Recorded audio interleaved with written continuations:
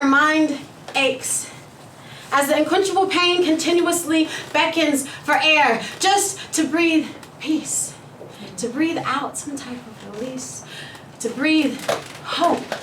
With lines of precision from the doctor's incisions, she's scarred, cut through the skin of self-love, cut through the tissue of I miss you, the you that I used to be. But see, her prayers to God seem to go unheard. And the doctors, they think she's somewhat absurd. These white shirts, they don't listen to me. They say you can do this, but don't do too much of that. You can take all these pills and just sit back as if this life is a play and she's the leading act, as if this life is a play. But see, there was no audience to applaud her.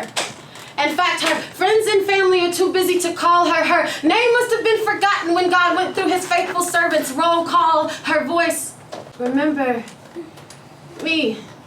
Remember me.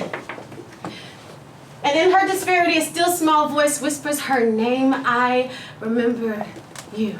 And I abide in you. And yes, your pain is true, my love. And when you cry, I shelter and cover you in my love.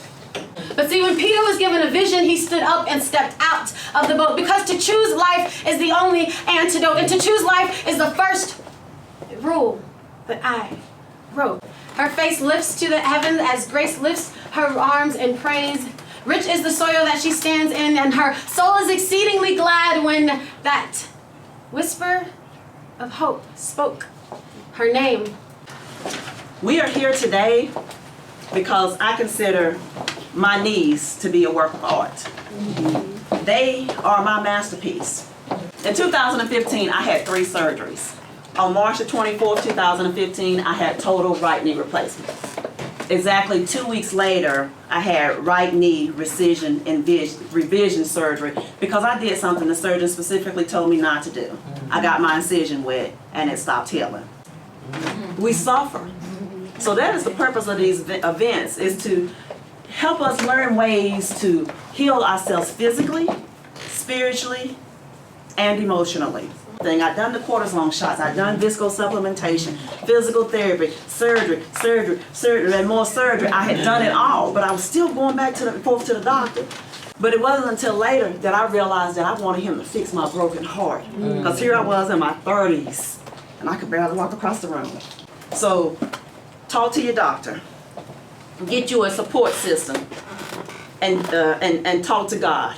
Those are the 3 ways you want to keep the lines of communication open. There is so much alternative and complementary medicine. I started using deep breathing 15 years ago. I do adaptive yoga. I do hiking. I've done Reiki. I do meditation. All of those things help with pain. What worked for me, it may not work for you, because we are all individuals. Our bodies are different. We're going to respond to different things. But if you try something, I want to encourage you today not to throw up both of your hands. So what I know about me, what I know about Kimberly Dixon, is that I am triumphant, that I am a queen, and that I win no matter what. Thank you guys so very much.